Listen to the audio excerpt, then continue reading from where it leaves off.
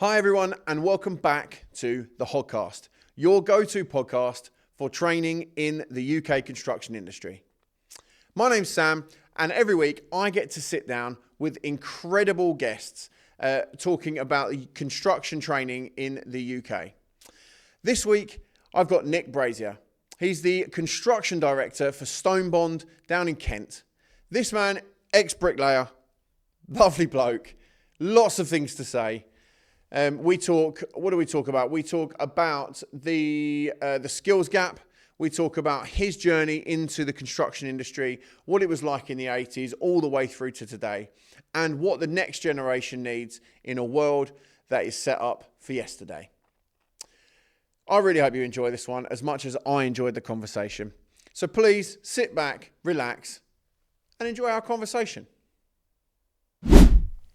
Nick, how do we train people for the sites of tomorrow when the industry still works like yesterday?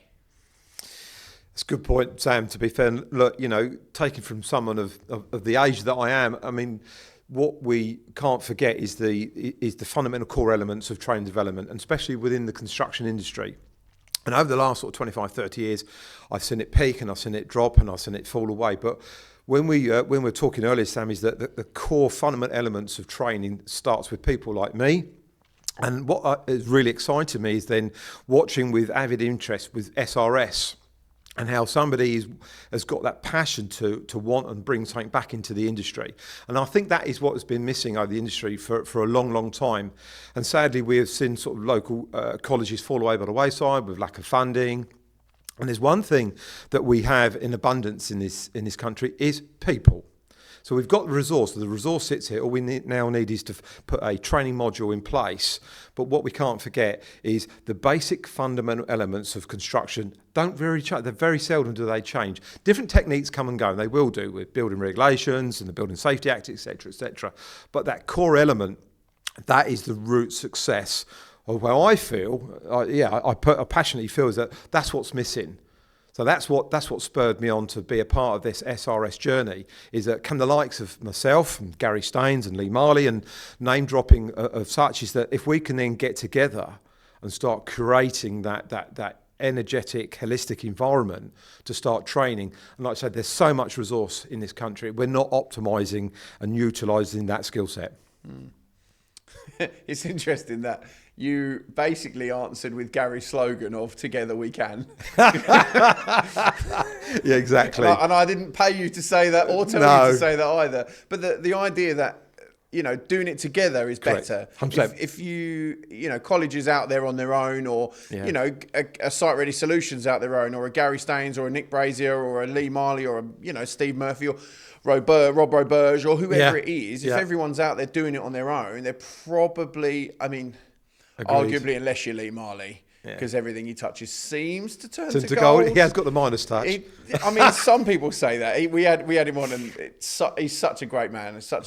Really, really good guy. Really gentle, but also really astute. But yeah, as you say, annoyingly, together we can. No, you're which is great. Right. Yeah, I mean, look, as cliche as it may sound, Sam, is that there's some inspirational people in our industry, and what really sort of got the hook into me was Garry. And when I was listening to Garry, I thought, the guy speaks so much sense. Is that if we all rely on, how can I put it quite delicately, if we all rely on local government, it's not going to happen. It needs people like Garry and the likes of to grab hold of this and create what I call a training environment. That is going to be the success of the tomorrow. So we need to build it for today, for tomorrow. Everyone is going to need a house, Sam. Everyone is going to need somewhere to live. And I think this is what I captured in our earlier podcast, back in February of this year.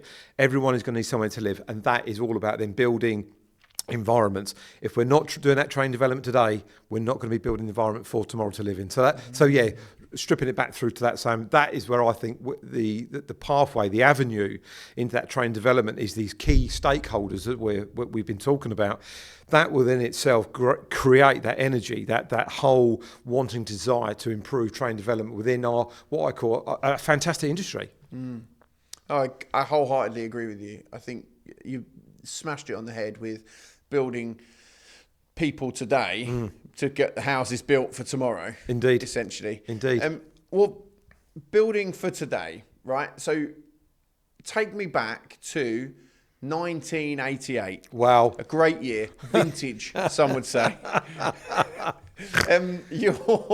That was when you became a bricklayer. Now, I guess you'd done some amount of college.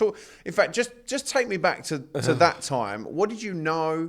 What did you learn? And who was your mentor? Who was shaping you at the start of your career? 1988. So it's all gone very black and white now, Sam. Long time ago. Yeah, I thought if I'm going to take the layers all the way back to really where it all sort of kind of began, where it all began, is that there's a lot of key people in my life that I got a lot of inspiration, and my father was one of them. To be fair, a very successful businessman, and he then sort of gave me that passion. Is that where it all began was 1988, to be fair, and I kind of fell out of school. And look, I don't hide behind my poor schooling, and look, and what advice I want to give to people is that if you're not that academic, don't let that hold you back. And we covered that earlier this year, is that don't ever let that hold you back. And I had something in me that I thought I knew where I wanted to go, but how was I going to get there?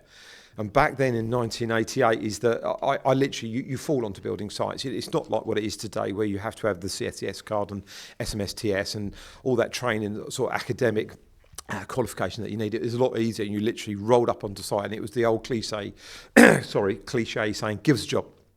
And that's what it was. And I went into it as a local labourer, builder's labourer / hod carrier, and it was literally, that is where I first started. And as much as I enjoyed it, because it's physical, it's rewarding, and you're part of that sort of like built environment, it then gave me an insight as where do I now want to take me. I then enrolled into college, into Thomas Wells Technical College at CIT, BC and Guilds. But then when we start talking about mentors, I was very, very fortunate. And this is where hopefully that the guys like me can give back, is that my brickwork tutor at college, Derek Cook, I've mentioned that before, an absolute fantastic tradesperson, absolutely fantastic, and a great craftsman. But what it taught me was that slow and steady, gradual build up into learning development. And these people, like Derek, as I said, and there was John Smith, who was actually my mentor then when I was an apprentice, when I was out on building site, and they both said the same thing: take your time. I think we all get in a bit of a rush. We're in a life now where everything's instant. It has to be done here and there and how. But really, it's that holistic approach of taking your time and learning and developing. And like I say, these people were incredibly, they had a massive impact on my life, to be fair. And then as I sort of went through going into becoming a bricklayer, I kept that core element, is that taking your time, looking, listening and learning. That whole speed thing. We talk about speed. Speed within any craft comes later. You have to learn that skill set. And I can remember when I first started my apprenticeship, I was like, "Yeah, I'm a bricklayer. Look at me, Alvida Zanepet," because that was the iconic, program. People remember that. I thought, yeah, I just want to be like that. But it's all about looking, listening, and learning, taking your time. And I spent a good 3 months just trowel skills. Rolling the muck, rolling the muck. And that's all I did. I was so keen to pick up a brick and start laying it, but my tutors and mentors said to me, when I say you're ready, you'll be ready. And that for me just stuck with me, to be fair. And it's learning how to roll the muck, cut the muck, placing it, and then obviously butting the brick. That was really my 3-month indoctrination into learning how to lay bricks. And then the speed slightly grabs on. So look, we talk about mentors. I was very, very fortunate, to be fair. And then that kind of then took me from that starting point in 1988, and it gave me the insight of where I wanted to grow my career. So that was the sort of the early embryonic days of me becoming an apprentice. And again, they were very, very enjoyable, very, very enjoyable indeed. Well, take me back to your first day on site. What was that like for you? Talk me through. You've walked in the gate for the first time. What happened? What was that like? It was raw, quite brutal. Going onto that building site for that first day, I'll never forget it. It was a building site in Tunbridge Wells, in Kent, to be fair, and you go in there and it's very nerve-wracking. You've got that apprehension, anxiety building up. You don't know anything. You don't know what to do, and yes, things back then were quite draconian. And they weren't what they are today. Didn't know what to do, how to do it, but then you just picked that. But that first day, that first opening day was, that was a culture shock coming from a nice family environment, which I did, into that rawness of a building site. Because back then, things were very, very different, Sam. You didn't have the well facilities you have now. You don't have the site inductions that you do now. The health and safety, the PPE wasn't there. It was literally rocking up with trainers and a T-shirt and a pair of shorts. And that's a hod. What's a hod? Well, you put it on your shoulder and you put things in it and you run up that ladder. So things like forklifts and all the mechanical equipment that we see today, that didn't exist then. So that was grounding. That was very, very grounding. But again, I'm very, very thankful for those days. But yeah, so asking me about the first day, brutal. Brutal. Well, I'm interested. What was brutal about it? Apart from, I had Bill Guyver on, and he talks about the after his first day, he fell asleep in his dinner. Literally fell asleep in his dinner after day one.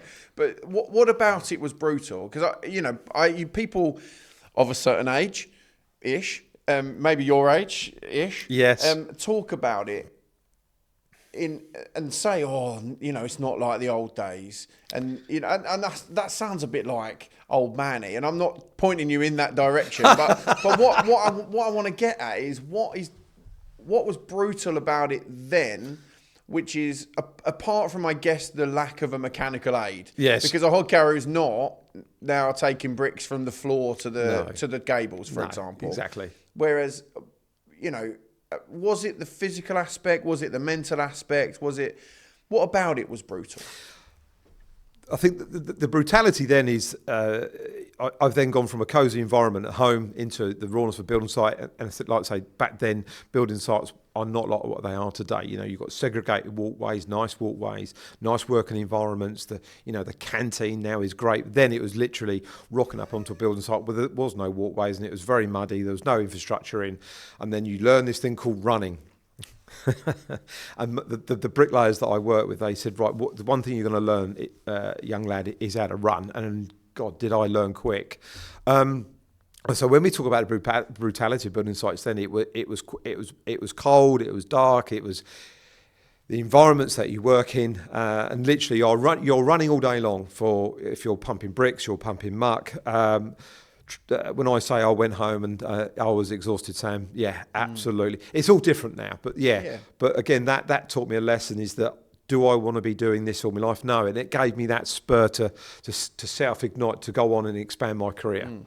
That was sort of where I was getting to. What was the moment then you decided that construction was a career that you wanted to build on? Because obviously when you turn up, and for some people, being a labourer or a hod carrier for their whole life is what they love. 100%. We've got a guy, Dave, the legend, who works for GSQ, and he is 72 years old, and he's been a hod carrier forever. Yeah. That is what he's done, and he loves it. And he was...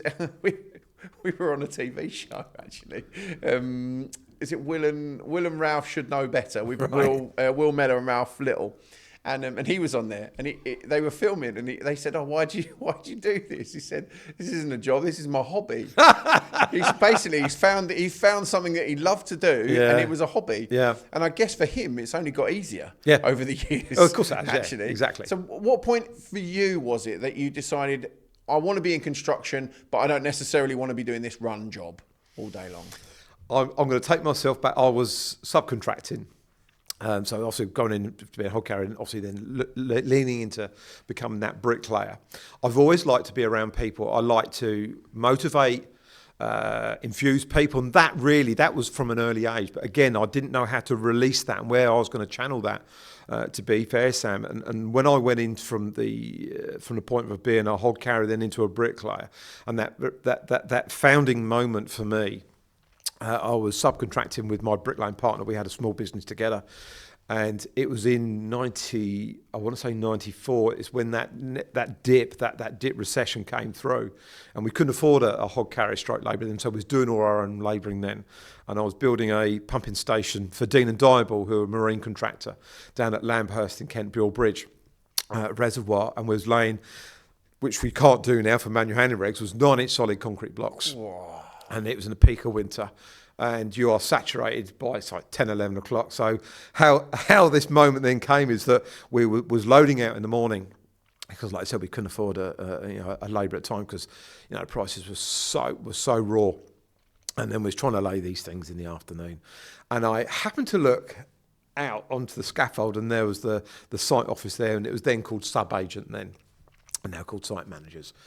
And I've got the wind blowing up my back, I've got the rain running down my neck, and I'm freezing cold and pretty miserable, to be fair. And I looked at this sub-agent, and he's got a cup of tea in one hand, and he's in his lovely sort of like site office, and he's giving it the thumbs up.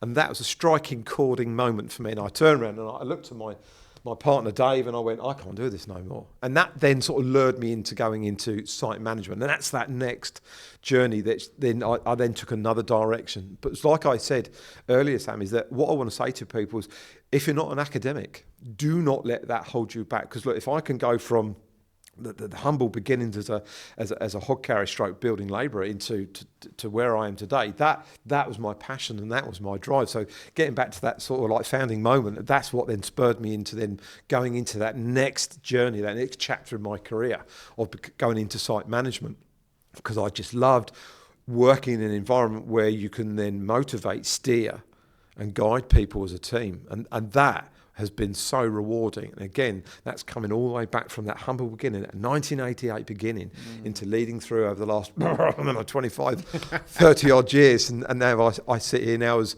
construction director, and the career journey has just been, I never thought I'd get to this place where I am today.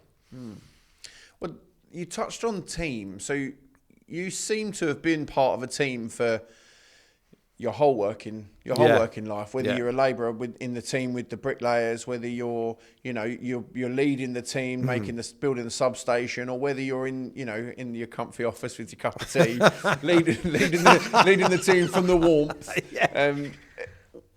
For you, what makes a good team? Good question. I can only say what's worked for me. Everyone has to find their own style of management.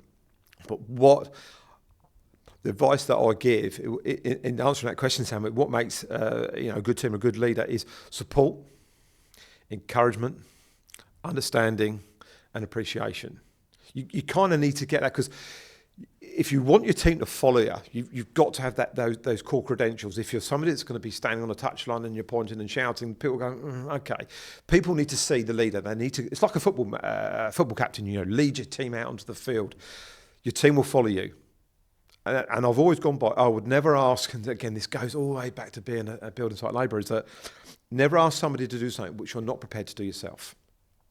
And one of the jobs that when I was a building labourer was clean out the toilets.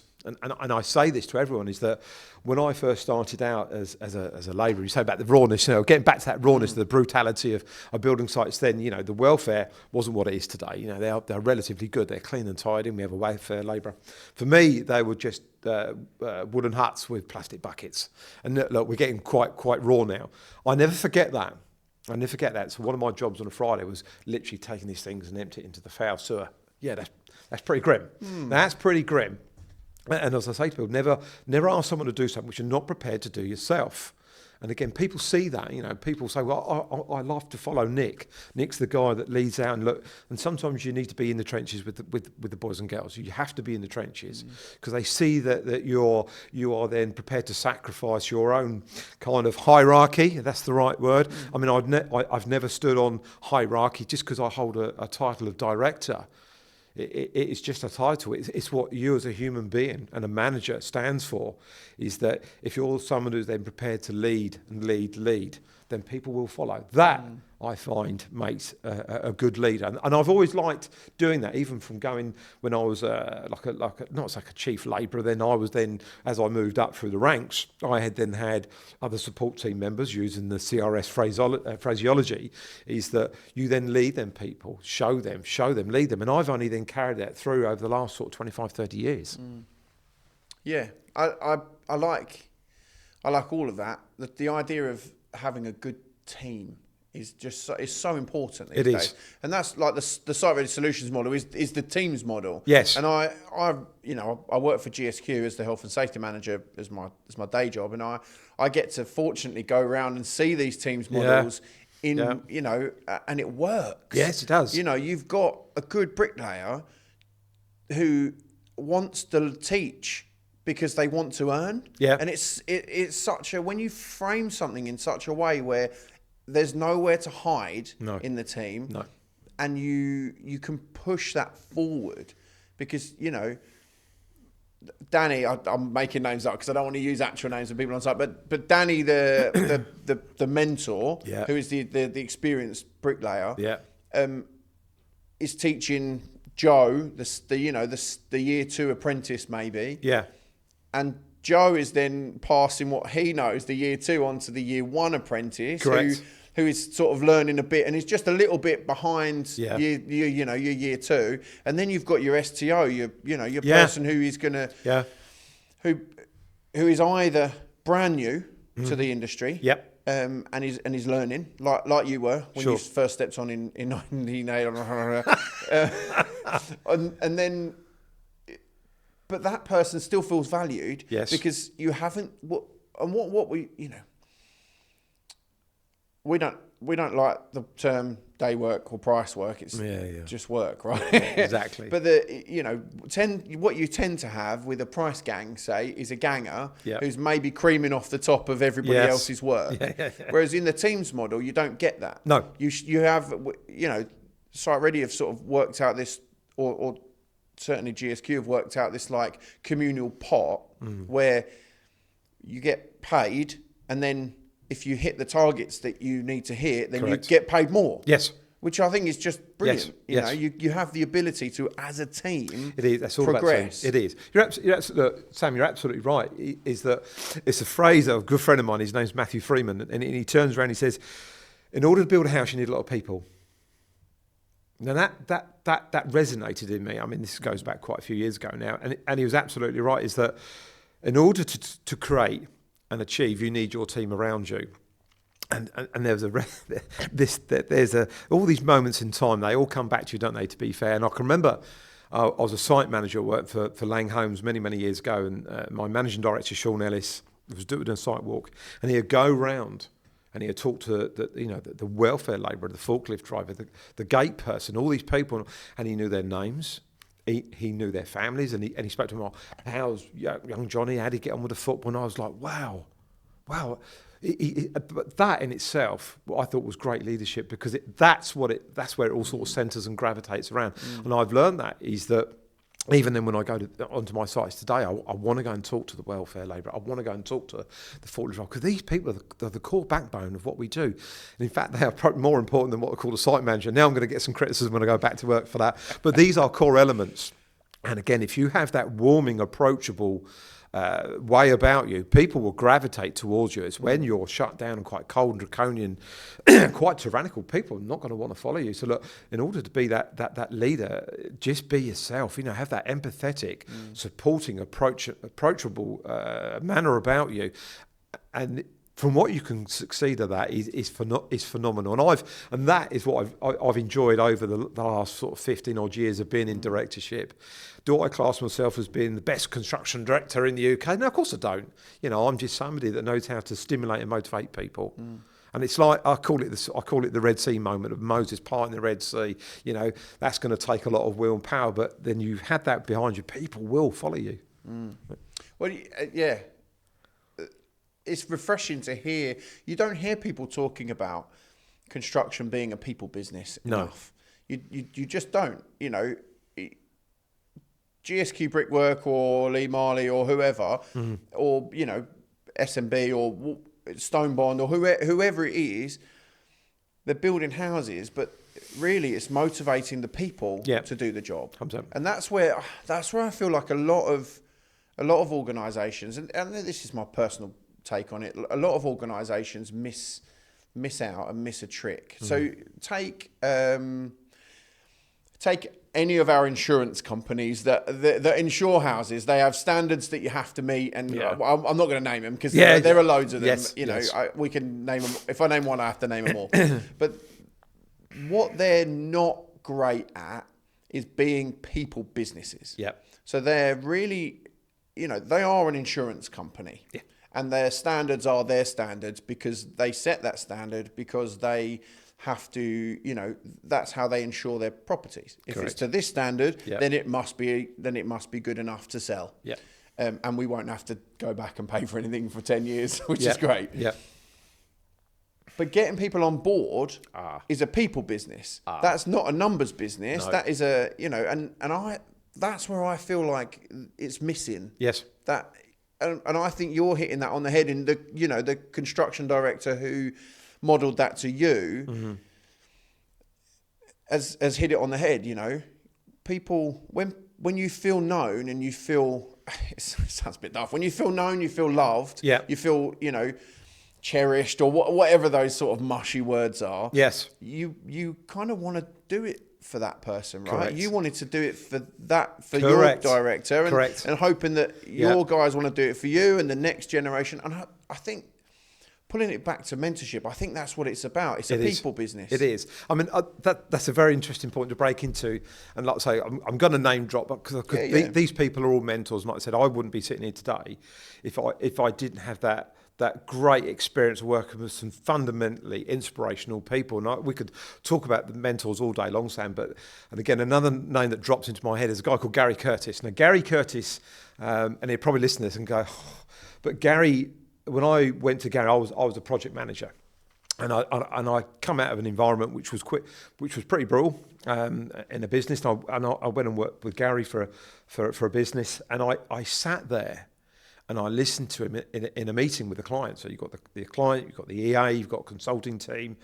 And Garry was just a great builder, but also a fantastic leader. And the calmness that he had.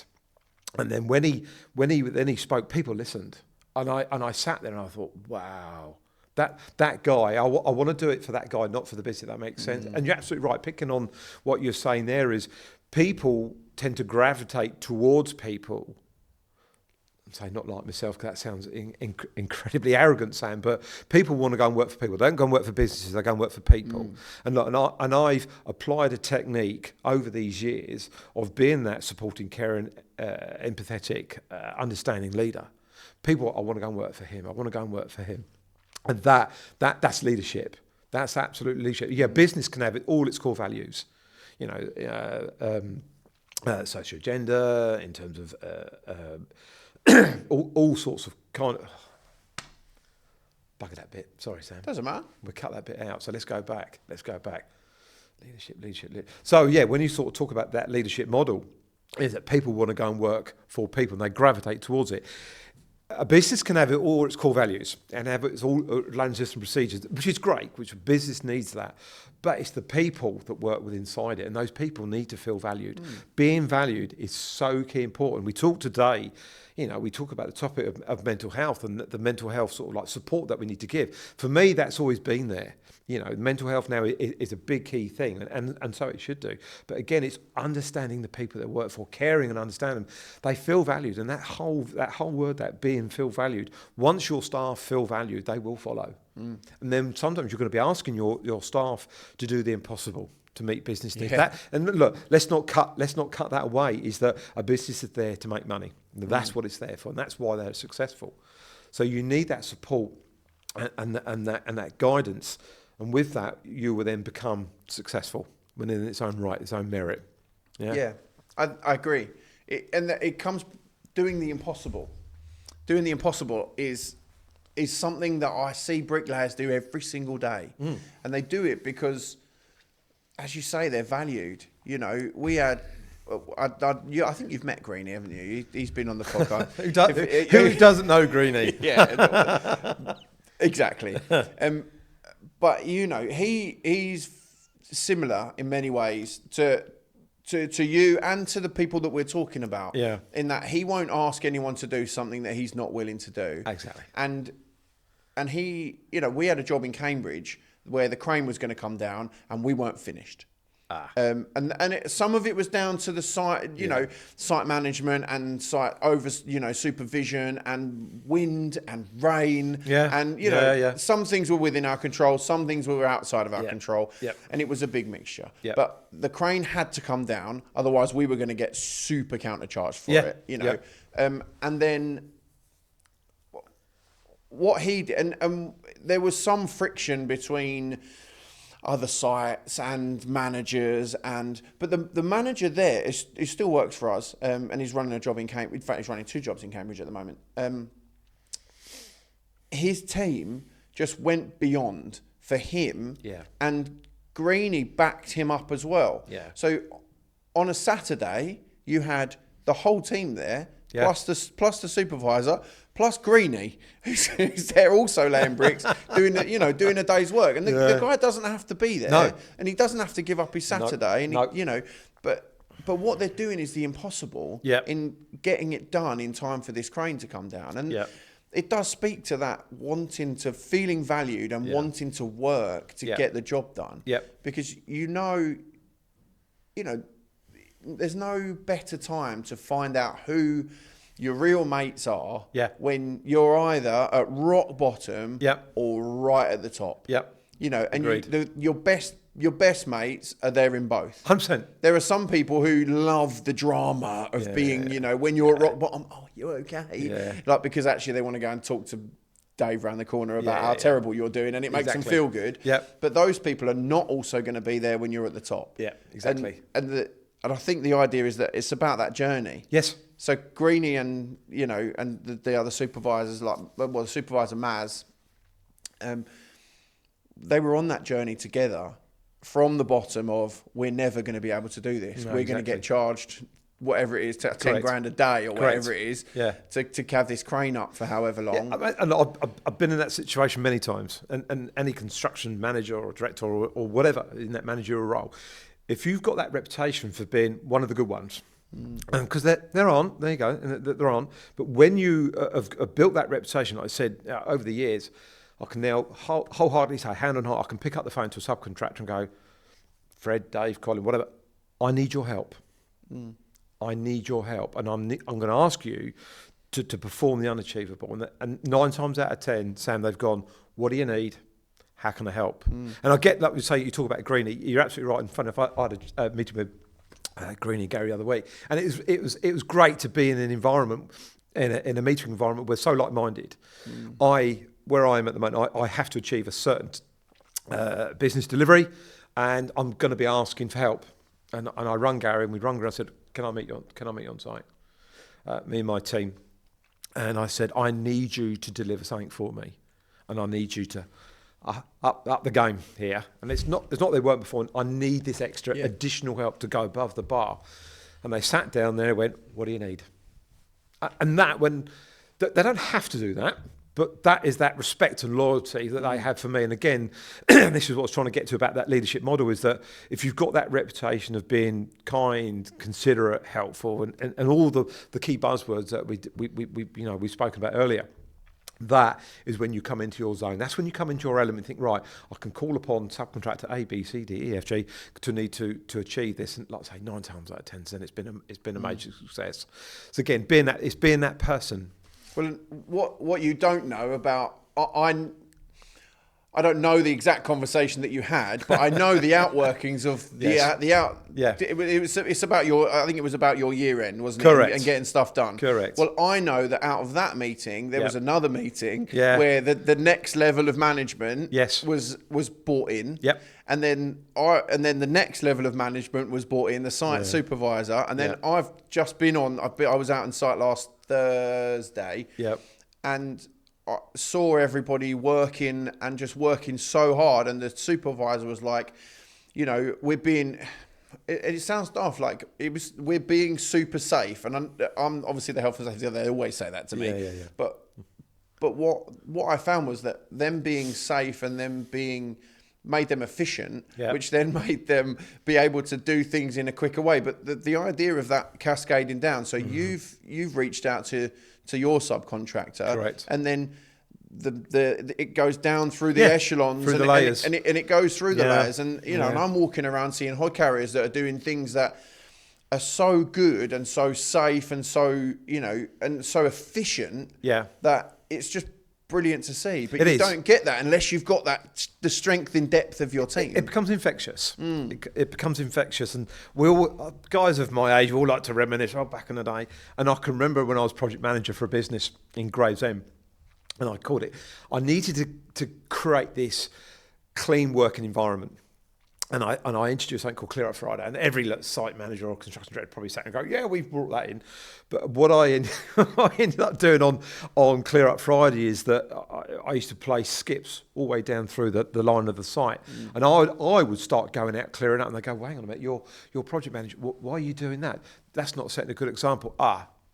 But it did, because then the site team then jumped in. Yeah. We're going down, clearing up, and then the dry liner came out. He was helping out, and he was clearing up his own rubbish and everyone else's. And then the bricklayer joined in, and then the sparks went, oh, hang on a minute, I'm missing out here. I want part of this. And by the end of a Friday, the site was super clean, absolutely fantastic and brilliant. And we called it Clear Up Friday, and I said, look, if anyone can then jump on board by 3 o'clock, that's an early shoot. It's an early shoot, and probably my employers now thinking he doesn't advocate that now, does he? But what it gave was that community feel in the subcontract supply chain on site, and everyone then bought into it. It was so friendly. It was brilliant. The energy that it used to create. And then Monday morning, you rock up, and the site's absolutely super clean, absolutely fantastic. But it set culture. And that's another layer of discussion that we can have about setting the right culture. Now, when you start promoting that positive culture, that is so infectious. And look, you know, I used to use this cliche thing when I was in my consultancy, is virtual felt leadership. And for that in itself, it's virtual, it's there, it's that leadership model. And like I say, when I was talking about being in the trenches, I know it's a cliche thing to say, Sam, but sometimes when you're in your trenches and you're you're a person of hierarchy, people see it and think, well, if he's prepared to do it, we will jump in. And again, that is the model that I've applied over the last sort of 25 years, and I found it has worked for me. So the advice I give to people is that be that person. Be that person who's got morals, be that person who's got direction, be that person who wants to take the team into battle, if you want for a better word, and people will follow. So picking up on that vibe of culture, then that like I say, that's a whole managerial speech all in itself. That does lead us very nicely actually into your work at Stonebond as construction director. Yes. You've got two regions, haven't you, that you sort of look after? So I started at Stonebond over a year ago in my consultancy role for a 16 weeks secondment. Excuse me. And it's primarily at the Sevenoaks office. So Stonebond, as you know, is a very successful SME that's grown and growing with some great core values. And with that, then I got asked to sort of stay, and then with that, I then sort of covered two regions, which is the Sevenoaks office and the Guildford region. So that's how that sort of took me into Stonebond.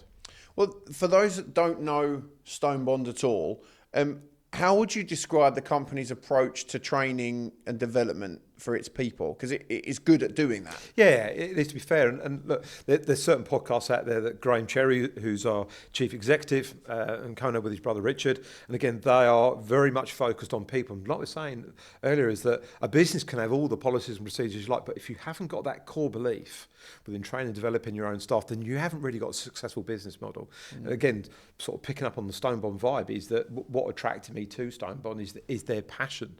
You know, their drive to develop people, and the apprenticeship program that they're running, and the women in construction program that are running. There's all these like little splinter programs that are running to generate and create that sort of training development hub. They are known for balancing commercial growth with the growth of people. What does that look like on a day-to-day basis? Because it's easy, as you say, it's easy to get the macro version. But what does it look like day in, day out? For day in, day out, then sort of like picking up on that, Sam, is that if a business believes that the success of their business is through training their staff, like I said, they've got. And what does that look like? There's so many base layers to Stonebond's training development program. You know, you've got the Armed Forces Covenant. You've got the Rottle scheme that we're looking at. We're looking at the training of our own apprentices. You know, all of that is laying and building up to build a core fundamental successful business, and that is what the guys are then generating. And then I've seen it from afar, and I've worked for many different businesses, and they all say, yeah, we believe in this and we believe in that, but actually, do they actually, or is it just a key buzzword that we hear out into the industry at the moment? But with Stonebond, and that's what attracted me towards Stonebond, is that it's the belief. Is what we say is what we're going to do, and they follow that through. And I've seen, from my short time I've been at Stonebond, and I've seen these people rise because they're getting that training, support, and development, which is then only really enhancing and being able to take their business to that next level of success. That sort of speaks into the next bit, the idea of the skills gap.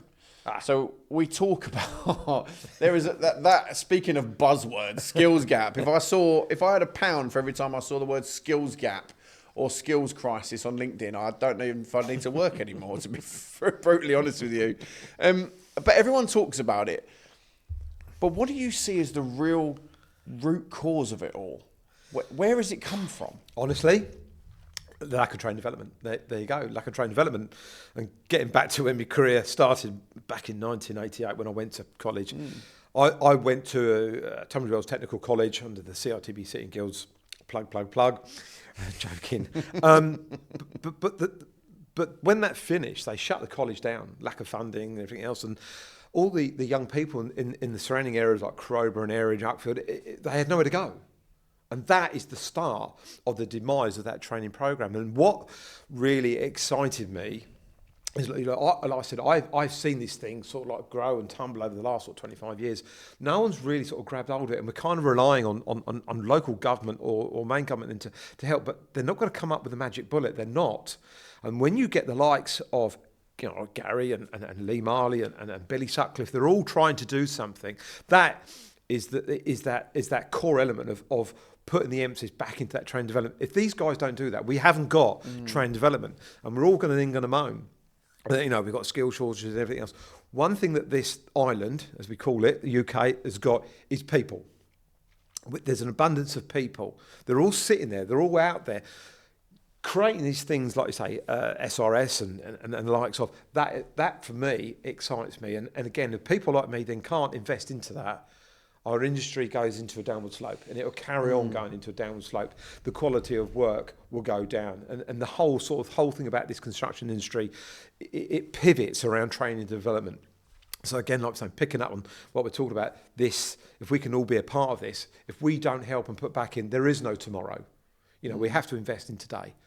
Otherwise, we don't have that trained skill set that we always used to see. Like apprenticeship years ago used to be 4, 5, 6 years long. Now they're so short. And I think, well, how can you then train someone in a short space of time when it used to be like 4 years? And that tells us something, that there's a massive shortage in that training development sector.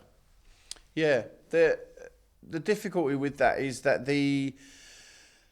where it's been so far eroded, and I think that does get to the crux of it, where you were at college and then the college shut, which essentially it's a bit like when you build a housing estate on what was a field. Yes. It can never be a field again. No. Or you have to work really hard for it to be a field again. Correct. So when you take something away, it's really hard to claw it back. Yeah, it is. And that's how I see like the difficulty with Site Ready, and I mean even like Lee Marley's had difficulty getting an academy up and running. He's fortunate that he's got the University of Westminster and all that sort of stuff that he's working with. But I feel that's the difficulty that Site Ready and other and Garry and Keith and the other people who are really pushing it. Yeah. Yourself, you're trying to make something again, which once was, that unfortunately eroded. Correct. And it's even harder to get it back than it was to keep it going. Yes. And it's a frustration to me, but also it's a huge opportunity for public and private to work together. Great. We had, I don't know if you know Darren Rodwell. We had Darren Rodwell came on and chatted to me. He was the leader of the Barking and Dagenham Labour Council for, well, he was the head of the council for 10 years up until 2024. And that was basically what he said. Yeah. Public and private come together and do something incredible. 100%. And it's so frustrating because if we'd have just carried on, what was the old ways that from your time, you know, you're doing your apprenticeship, it took you X amount of time. And that's really what Site Ready's trying to do. Yeah. So it does this whole, you know, we teach people to lay bricks in 5 days. Yeah. You know, I could teach my 5-year-old or my 4-year-old to lay bricks in 5 days. We best sign her up. You know, I mean, my 8-year-old. So I've got a daughter and a son. My 8-year-old daughter can do it. She went to my father-in-law's house, and they were laying bricks out in the back garden. Yeah. And you can do that. Yeah. You can, but the idea is that what Site Ready is trying to do is make people productive on site from day one. Correct. Because there is no room for passengers on a building site anymore. No. There isn't you're not just paying someone to stand about and do nothing these days. Yeah, exactly. So you have to have some level of efficiency. Yeah. Otherwise, nobody's ever going to take them on. No. Because we don't live in that world anymore. No. You know, you could walk on and ask for a job and be terrible at it. Yeah. But they just gave you it because, oh, well, he'll do. Yeah. Whereas now, it won't do. No, I think, look, sort of picking up on that, I can remember when I was doing my apprenticeship and the guy that my on-site experience that I learned from, John Smith, God bless his soul, what a fantastic craftsman, absolutely brilliant. Mm. And for me, I was like, well, I'm a bricklayer, I want to lay bricks. And he went, no, I want you to learn the built environment. And I was like, what's he talking about? He said, get it out of your head that all you're here to do is put one brick on another. You need to learn to understand how to build a house. Mm. And he then taught me about foundations, drainage, oversights. Yes, the brick, you know, the superstructure itself, and then cutting the wall plate. You know, back then when I was a bricklayer, we used to cut the wall plate and we used to bed them. You know, and now it's all completely different. And it was understanding how the roof structure had gone on. And it's funny enough, I was talking to my managing director recently, Matt Whale, and he said, "Wow, you've got a phenomenal deep knowledge on construction." I said, yes, I was a bricklayer, you know, and I get that, but everything else all then slotted in, and it was all about that grounding experience. So I know how to halve and cut the wall plate. There you go, it's a top tip. And then how did the roof structure go, and how do we then strap the roof down, and then how do we then go in and do first fix? All that core element was all preparation for me to then become, you know, the project manager and the construction director, because you need to have that sort of 360 pivotal knowledge. That's missing. That's the shame. I think that's the sadness of it, Sam. That's really solid advice for our STOs. Yeah, really solid advice. 100%. Because what I've seen is our STO support team operatives is what we're calling them. So they're not a HOD carrier. They're not. Then there isn't. They are what you were. Yeah. You weren't the HOD carrier. You were like the everything, the runner, if you will. And we don't sort of use that term, but that's really sound advice for them, because what everybody wants is the thing that they want right now. Yeah. Do you know what I mean? Like right now culture. The right now culture. I want to be a bricklayer and I can do it now. Yeah. What Site Ready are advertising is someone who's productive from day one. Yeah. But for them, it's a 3-year journty. Yeah. And that's the start of the journey. It is. After 3 years, that's the start of another journey. 100%. But if our STOs took those 3 years to do exactly what you said and learn from the people around them, they won't have it straight away. No. But everything tells them that they should, because that's how the world works now. I can get food delivered in the next 10 minutes if I want to, you know, and I can basically have whatever I want. And you can you know, buy stuff online. You can have things delivered. You can, if I want it now. Yeah, it is. It's that now culture. Yeah, and you can't do that with skill. No, you can't. You cannot. No, you cannot do that with skill. Yep. It's interest. Yep. Skill is like compounding over time, and that's where someone like you, who's been doing it a while, has the compound Thanks, Sam. interest. Well, no, but it's exponential. But people don't understand, do they? Yeah. Like 1% interest or 3% interest does nothing. It's like a mortgage. Yeah. You're all interest and then you pay less. This Yeah. is the opposite. This is Exactly. more like savings. Absolutely. You get the little bits of compounding, and then over time it's exponential, and That's you then right. go, "Gosh, Yeah. we've got it now." Yeah. So that is, I think that's the number one piece of Yeah, advice I've ever had for our STOs. So a lot of younger people, they're probably going, "Who's that miserable old so and so?" Don't be blinkered. Don't be blinkered. Even though you're learning one type of skill, open your gaze, open your eyes, and have a look. Embrace everything that you can to learn. You'll become a better tradesperson if you have a good understanding of all the construction key stages that are there, and that kind of makes a good tradesperson. And you're right, is that we find ourselves now in this urgent, I want now culture. And there's one bit of advice. There's loads of bits of advice that I could give, but patience, time, it will come. That whole speed thing, it comes, but speed will only come when you practice your technique. Once you've got your technique correct, then it'll go. And I can remember, like I said to you, for the first sort of 3 months, all I was doing was rolling the muck, and then I was running on the hod, but my mentor John, he said, time, slow down, and he said, I don't care if you only lay 6 bricks a day. If those 6 bricks are absolutely spot on and fantastic, they will be the best 6 bricks. What I don't want you to do is lay 60 bricks and they're all over the place, and your bed's wrong, your perps are wrong, they're crabbing, they're action already. He said that all you're going to do is get into bad habits.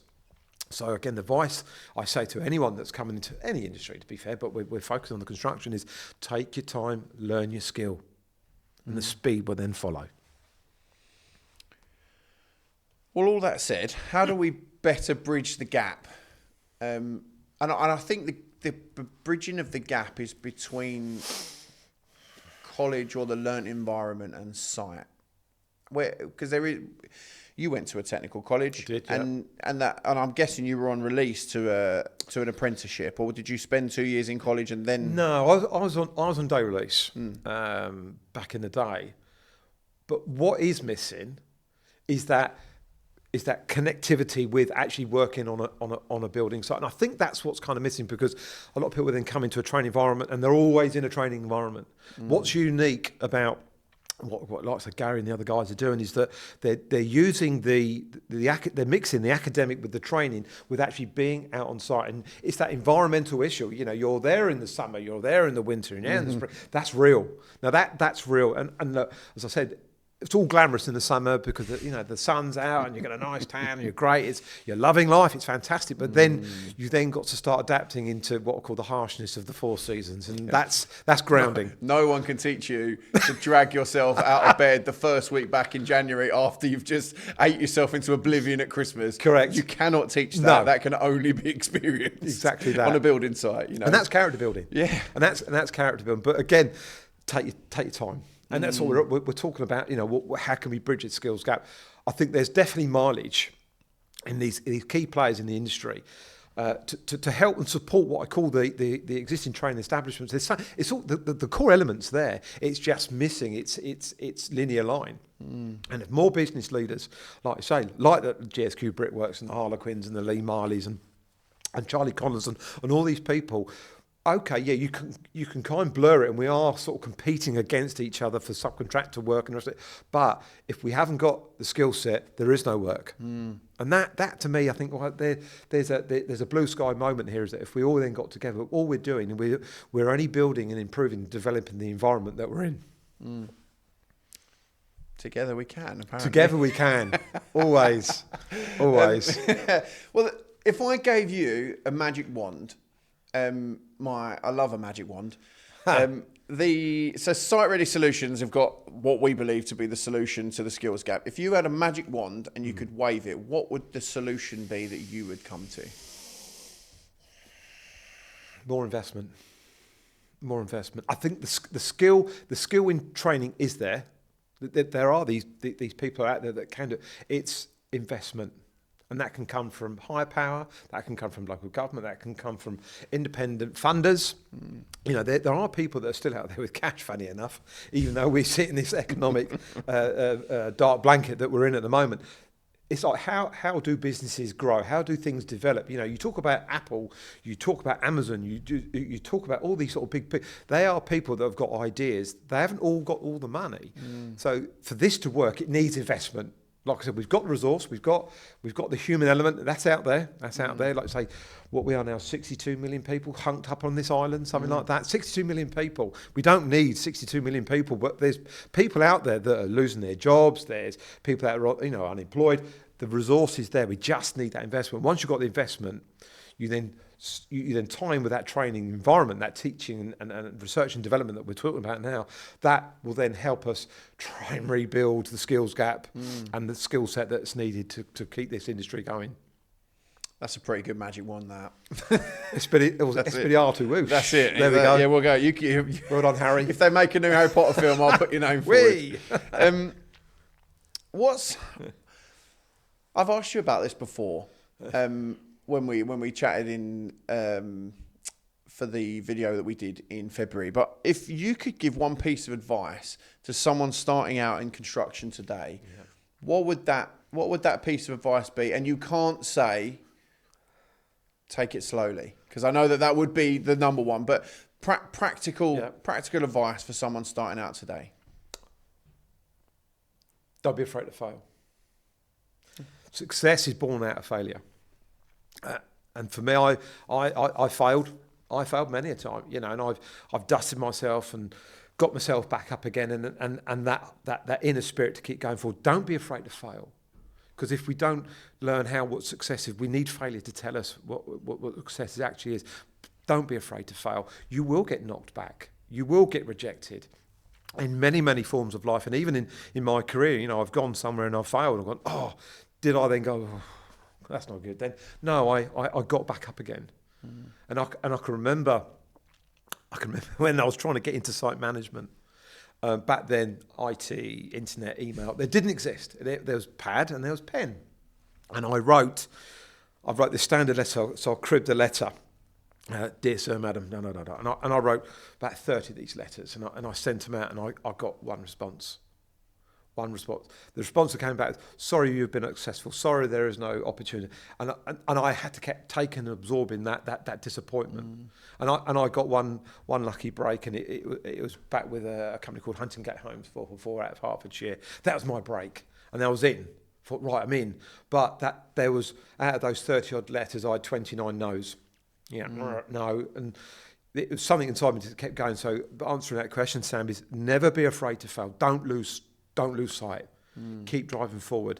Wherever it is you want to become, you will get there, but the only person who's going to get there is yourself. No one's going to help you get there. You've got to make that happen. So look, don't be afraid to fail. Take the knockbacks, take the setbacks, take the disappointment, and use it as your strength, not as your weakness. It's really interesting that it just stood out to me. I've never handwritten a CV or a job application, handwritten one, and that's just because of the, you know, I'm a young millennial, no, I'm older millennial, whatever. Yeah, I'm nearly 40. Yeah, which means that I've fortunately had computers the whole time that I've had a CV. Yeah. The interesting bit is there's some amount of hardship to applying for a job that you've just spoke to. So you had to handwrite 30 letters. Yep. And they, yes, maybe they were all exactly the same. They were, but you had to handwrite them. It's not like write one, click print. No. Or get ChatGPT to write one for you, or Claude, or Perplexity, or whatever AI you want to use these days. Yep. But there's some amount of like hardship to actually applying. Yes. So maybe that gives it a bit more investment, because you've spent time. That letter has taken you time to then send to the person that you're applying a job to. Correct. Now, I was on LinkedIn last night uploading a thing for the podcast, and I had 6 jobs that I could apply for there and then, and just click the button, because it's already basically written me a CV from my LinkedIn account. Yeah, I mean, look, life is a lot easier now. You're absolutely right. So life is not easier now. You've got Copilot, ChatGPT, AI rewrite, all the rest of it. You know, and I don't mind sharing with you and the listeners is that I am dyslexic. I had learning disability when I was a child. I really struggled. I understand in the academic side of life, but I didn't let that hold me back. You know, find ways, right? Yeah, absolutely. You look at most successful leaders, and they've all got issues themselves that they will probably, if they're honest enough, they'll tell you. But for me, I trying to write a letter out, my handwriting was awful. You know, it's worse than a doctor's writing, to be fair, you know. And, you know, spelling was bad and pronunciation was wrong. And I got someone to help me check me. Does this read well? Does it present well? You know, and I got, and that spurred me on. I thought, right, I will get a job. I am going to be that person. I'm not going to let obstacles get in my way. You know, I've got that overarching desire to be successful, and you know that's my key core strength. But again, there's so many things out, and I said, listen, don't be afraid to fail. You know, don't give up. You know, keep going forward, because that is how winning is done. Movie quote. Yeah. Well, there you go. You got it. That was the one.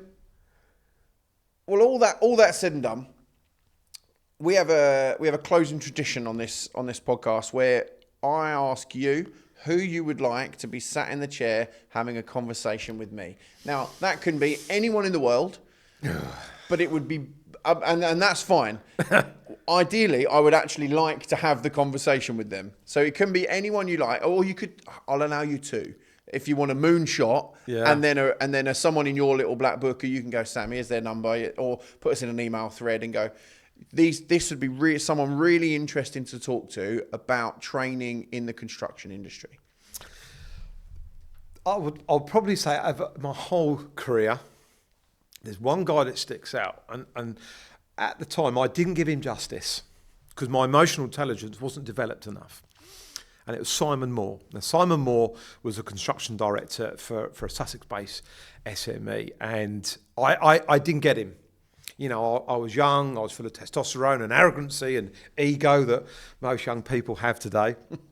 And because I thought the drive and the passion was all you needed, well, that's it. And he went, you need to learn emotional control. And I said, what's he talking about? And I can remember having a meeting with Simon. He said, trouble you, Nick, you're too emotional. What do you mean? He went, gotcha. And I was like, you know, he's got inside my head. But now I've grown older and I've matured and I've slowed down and I look at things more holistically and take a step back. And he was absolutely right. Now Simon, for me, looking back now, was such a highly emotionally intelligent leader. And again, if he could then help and if you ask me that question, sitting Simon here now, that was the person I think to sit here now, because I've got a lot to thank for that man, Simon Moore. So he was a very influential, interesting, intelligent manager and a leader. So I think that was who I want to put forward, Sam. Okay. Well, you can chuck us in an email thread after this. Well, Nick, thank you for such an honest, open, authentic conversation, because you know, not everybody is that these days. No. So I want to thank you for taking the time out to come on, because you don't live anywhere near where we're recording right now, and it's taken a long time to get here today. But also just for being so open and honest, because it's invaluable. Yes. Like what you bring to this conversation. But just on that, authenticity, you're absolutely right. We spoke about it earlier, didn't we? And be your authentic self. You know, there's so much influence coming in now to young people. But what I will say to anybody is be yourself. Try and be yourself. Don't try and be someone else, and don't, I want to be like him or be like her. Don't try and be yourself, because that for me has been my route. That's been my routing from when coming into this industry. And again, don't let you know, things get you down. Don't let things get in the way. Find a way around it. You know, find that way around it. And again, that authenticity is be your authentic self. Yeah, I couldn't have said it better myself, Sam. Thank you. Oh, bless you. Well, thank you so much for coming on, and I'm sure that you'll be back again. Well, let's hope so. Bless you. Well, thanks, Nick. Welcome. Thank you.